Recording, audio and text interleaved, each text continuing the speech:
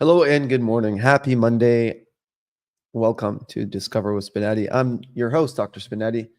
We're talking about the steps to getting an implant. So if you decided finally that, hey, look, I have some spaces or I have a space and it's time for me to get something in there in order for me to be able to chew properly, or God forbid, you have a missing tooth in the front of your mouth, in order for you to be able to smile properly.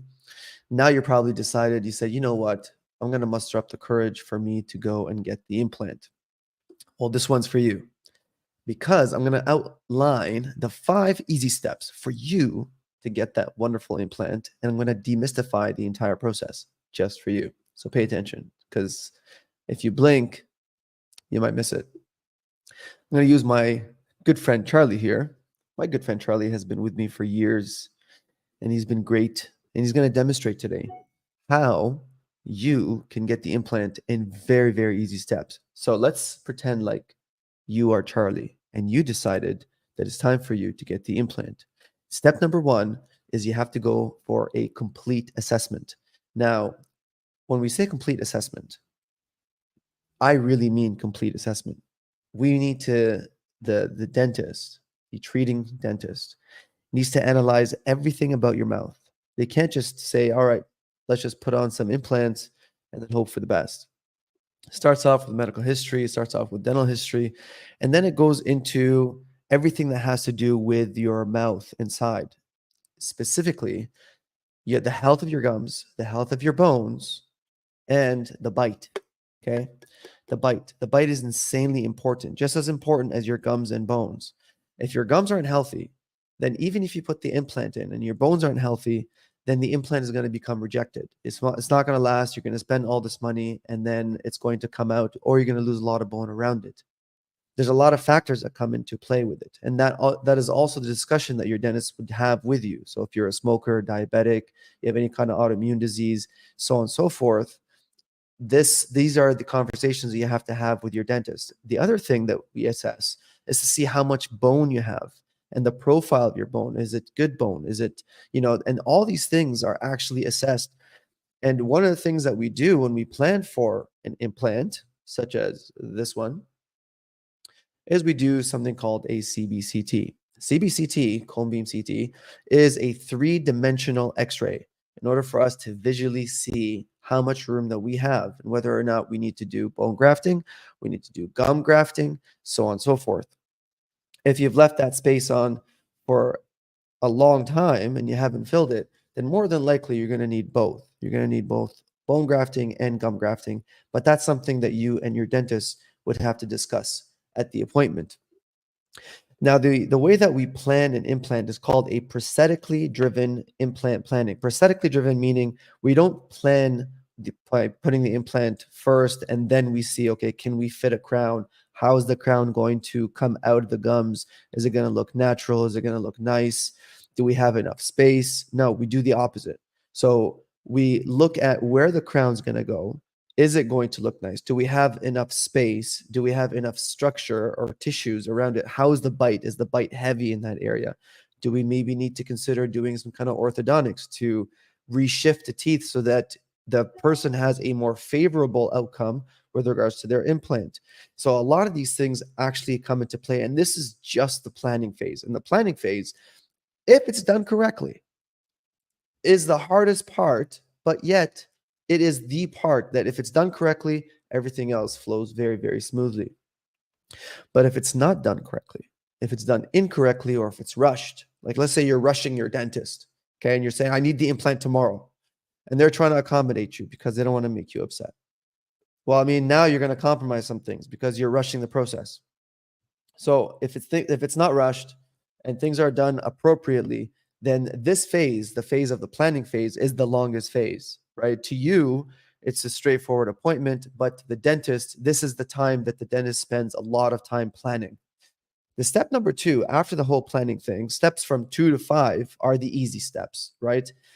So the next step would be you'd have to go to your appointment for the surgery. So either you're doing bone, gum grafting, and implant at the same time, or it's being split throughout appointments.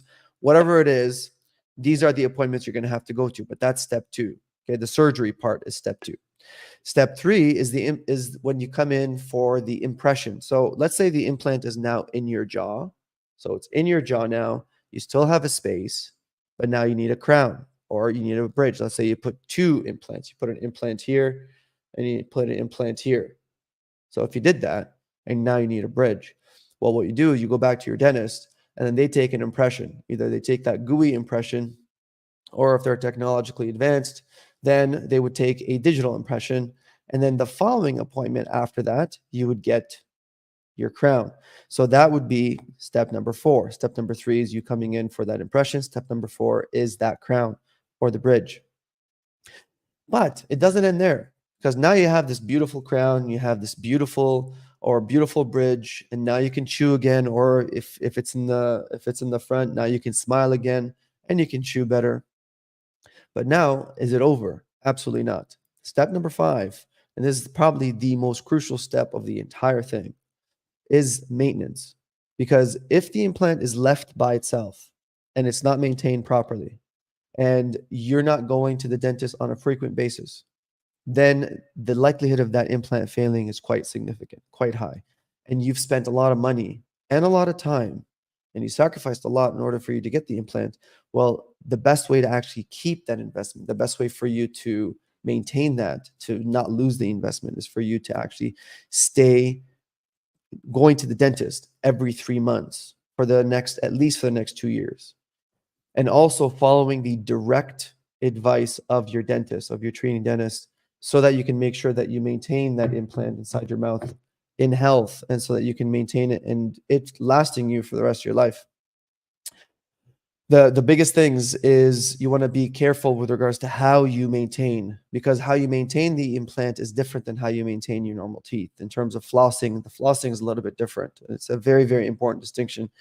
The way that you brush, how often or what you should do, any adjuncts, any additional things that you need to do in order for you to maintain the clarity or the plaque removal around the implant. And also, when you go to your dentist, the hygienist uses different instruments on your implants than they do on your normal teeth. So all this plays into account. So those are the 5 steps for you to get an implant. The first one is you go for an assessment. You get a CBCT if necessary. The dentist does all the analysis, does the prosthetically driven treatment planning. That's step number 1. Step number 2 is the surgery. So whether you get the implant with the bone graft, with the gum graft together, or you just get the implant and then you split the other ones. It depends on the treating dentist, but that's something you can discuss with them. Step number 3 after that. So between step number 3 and step number 2 and step number 3, after surgery, and then the point of surgery and the point of you getting the impression is around 2 to 3 months. So after that, so that's step number 3, is when you go in and you get the impression. The impression meaning, the dentist then puts something on the implants in order for them to take an impression, send it to the lab, so that the lab can then construct the prosthetic or the crown or the bridge. Step number 4 is then you get the crown and the bridge. Step number 5 is the maintenance phase, where my recommendation is for you to go in every 3 months for at least 2 years, so you can maintain that area nice and clean, away from bacteria. Because if you do that successfully, then that implant should last you for the rest of your life. I hope that helped you. If you're considering implants, please make sure you know the exact steps. And if you have any questions, feel free to feed them to us. And as always, I'm more than happy to answer them for you. Have a wonderful Monday and keep smiling.